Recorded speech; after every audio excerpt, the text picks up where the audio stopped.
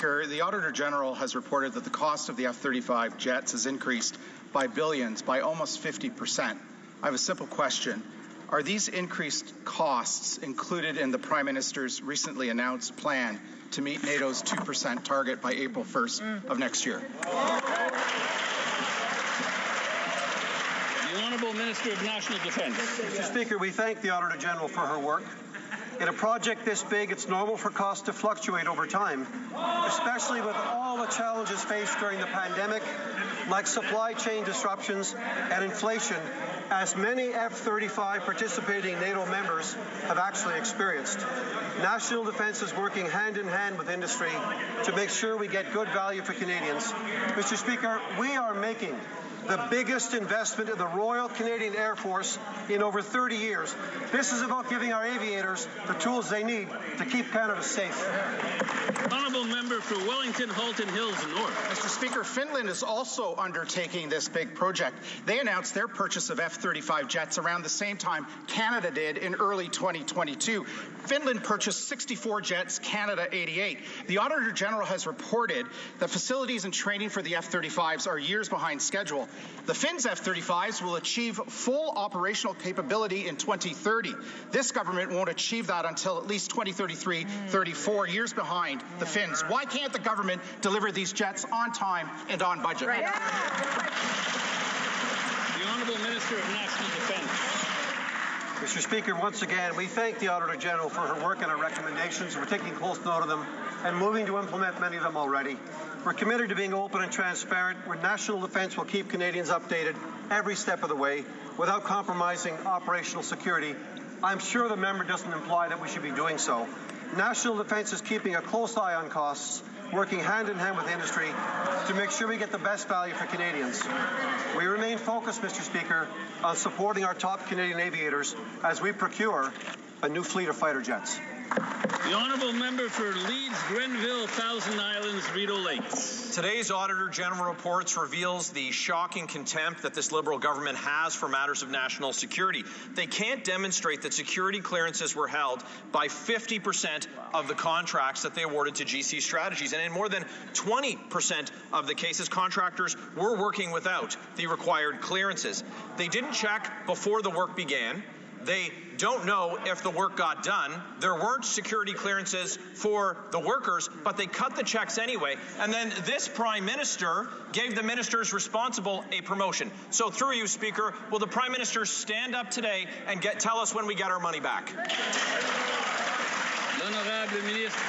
The Honourable Minister.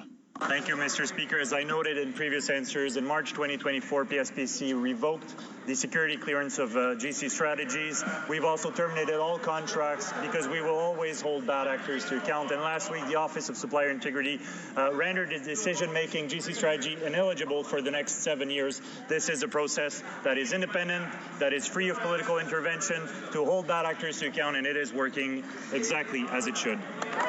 The Honourable Member for Leeds, Grenville, Thousand Islands, Rideau Lakes. Well, I'm glad the Minister knows that that's working exactly as it should, because they don't know that about any of the work GC Strategies did. $100 million, no deliverables can be proven, no security clearances were had, and the Minister's talking about them not doing work in the future.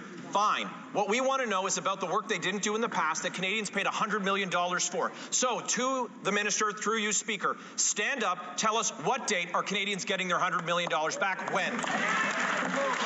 L'honorable ministre de la Transformation du Gouvernement.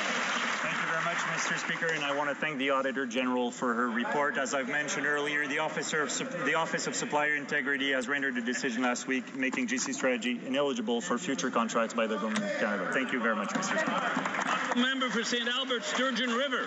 Mr. Speaker, these Liberals handed $20 million taxpayer dollars to GC Strategies for their Arrive scam. This for a company that did no work, whose office was raided by the RCMP and is implicated in fraud. And today we learned from the Auditor General that millions more went to GC Strategies without any proof that work was done. This is absolutely outrageous. When can taxpayers expect a refund? When? The Honourable Minister of Government Transformation. Thank you, Mr. Speaker, and I want to thank the Auditor General for her report, and we've acted on all recommendations she's made in previous reports as well as internal audits.